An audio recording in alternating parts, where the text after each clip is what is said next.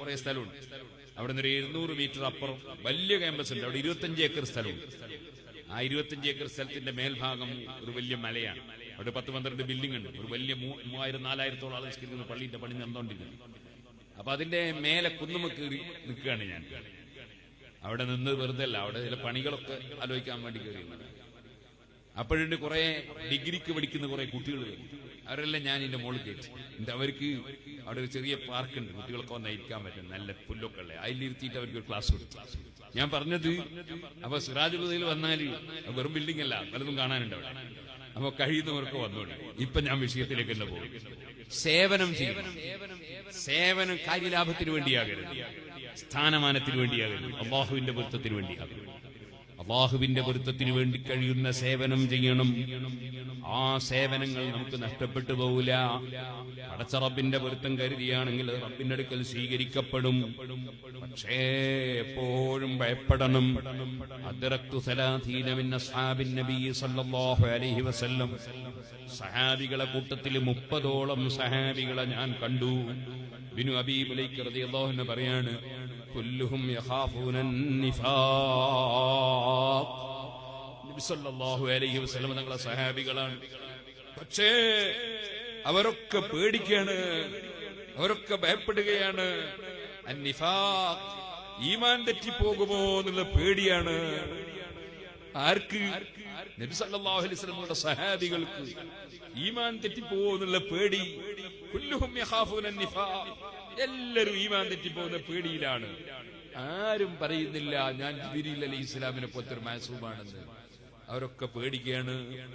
അത് ഇമാം ബുഖാരി സഹീഹുൽ ബുഖാരിയിൽ ഉദ്ധരിച്ചിട്ട് പറയുന്നു, വഖാലൽ ഹസൻ, ഹസൻ റളിയല്ലാഹു അൻഹു പറഞ്ഞിട്ടുണ്ട്, ലാ യഖാഫുഹു ഇല്ലാ മുഅ്മിനുൻ വലാ യഅ്മനുഹു ഇല്ലാ മുനാഫിഖ്.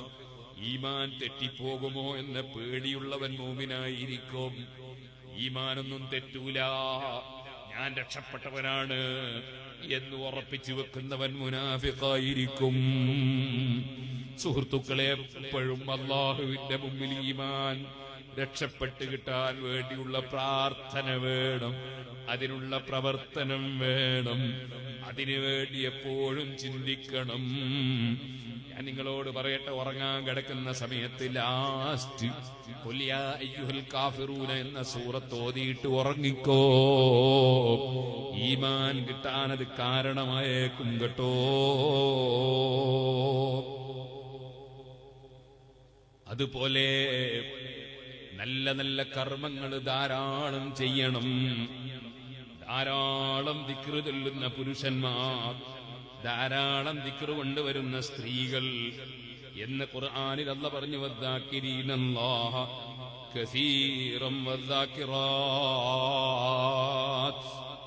ധാരാളം ദിക്റ് കൊണ്ടുവരുന്ന പുരുഷന്മാർ, ധാരാളം ദിക്റ് കൊണ്ടുവരുന്ന സ്ത്രീകൾ എന്ന് ഖുർആൻ പറഞ്ഞല്ലോ. നമുക്കിപ്പോ കൂടുതൽ ദിക്റ് ചെയ്യാനൊക്കെ സമയം കിട്ടുമോ എന്ന് സംശയമുണ്ടാകും. എന്നാൽ ഹദീസിൽ നബി സല്ലല്ലാഹു അലൈഹി വസല്ലം പറയുന്നു, ഇദാ ഐഖലർ റജുലു അഹ്ലഹു, ഒരാൾ രാത്രിയിൽ സുബ്ഹിന്റെ കുറച്ച് മുമ്പ് എഴുന്നേറ്റു, എന്നിട്ട് ഭാര്യയെ എഴുന്നേൽപ്പിച്ചു. അയാള് നേരത്തെ എഴുന്നേറ്റു, എന്നിട്ട് ഭാര്യയെ ഉറക്കിൽ തട്ടി വിളിച്ചു.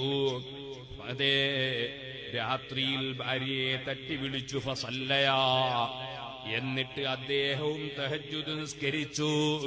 ഭാര്യനെ കൊണ്ടും തഹജ്ജുദ് നിസ്കരിപ്പിച്ചു.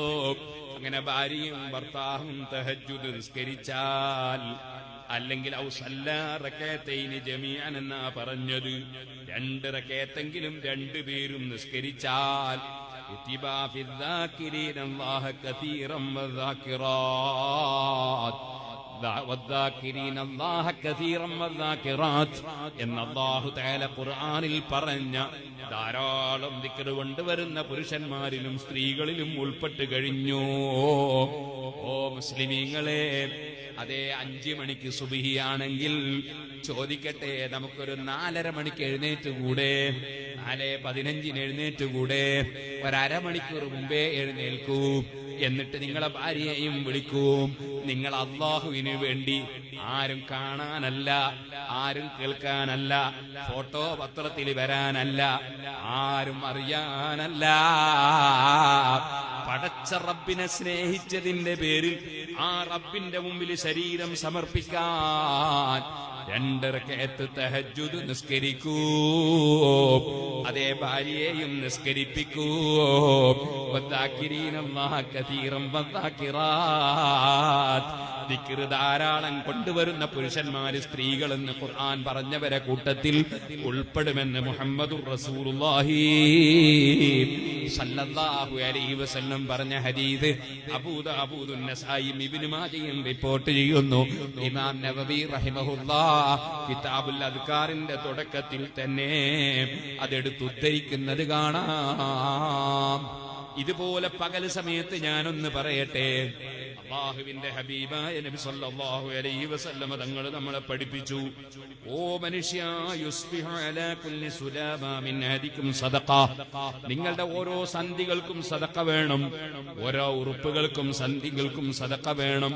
ഈ കയ്യിന്റെ മടക്കുകയും തിരിക്കുകയും ചെയ്യുന്ന സ്ഥലമില്ലേ, കൈ ഇങ്ങനെ മടങ്ങുകയും തിരിക്കുകയും ചെയ്യുന്ന സ്ഥലമില്ലേ, കയ്യിന്റെ മുട്ടിനില്ലേ, കാലിനില്ലേ, കാലിന്റെ മുട്ടിനില്ലേ, ഇങ്ങനെയുള്ള സന്ധികൾ ഉറുപ്പുകളുണ്ടല്ലോ. ഇവിടെ എന്തായാലും പറയാം,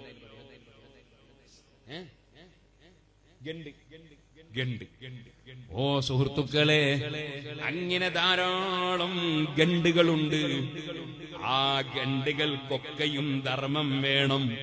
ഫകുല്ലു തസ്ബീഹത്തിൻ സദഖ, ഫകുല്ലു തസ്ബീഹത്തിൻ സദഖ, എല്ലാ ഓരോ തസ്ബീഹും സദഖയാണ്. കുല്ലു തഹ്മീദത്തിൻ സദഖ, ഓരോ അൽഹംദുലില്ലയും സദഖയാണ്. സുബ്ഹാനല്ലാഹ് സദഖയാണ്. കുല്ലു തഹ്ലീലത്തിൻ സദഖ, ഓരോ ലാ ഇലാഹ ഇല്ലല്ലാഹും സദഖയാണ്. ഓരോ തക്ബീറും സദഖയാണ്. നല്ല കാര്യം പറയുന്നത് സദഖയാണ്, ചീത്ത കാര്യം വിരോധിക്കുന്നത് സദഖയാണ്. ഇങ്ങനെ പറഞ്ഞിട്ട് ഹബീബായ നബി തങ്ങൾ പറയുന്നു, ويجزئ من ذلك ركعتك ركعة تركعهما من الضحى.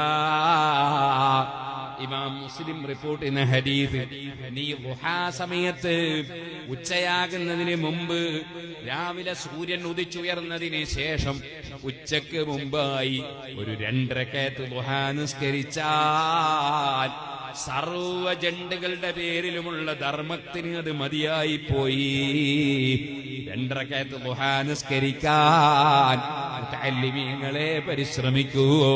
സമയം കിട്ടുന്ന മുഅ്മിനീങ്ങളെ സമയം കണ്ടെത്തൂ. പാവപ്പെട്ട എനിക്കും നിങ്ങൾക്കും അല്ലാഹു ഭാഗ്യം നൽകട്ടെ.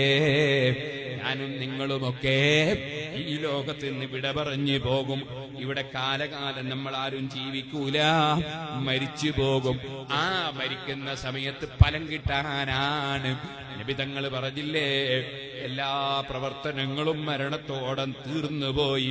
അതിൽ മനുഷ്യന് മരിച്ചാലും നിലനിൽക്കുന്ന ഒന്ന്, അതാ ഇൽമുൻ യുന്തഫഉ ബിഹി, ഉപകാരപ്രദമായ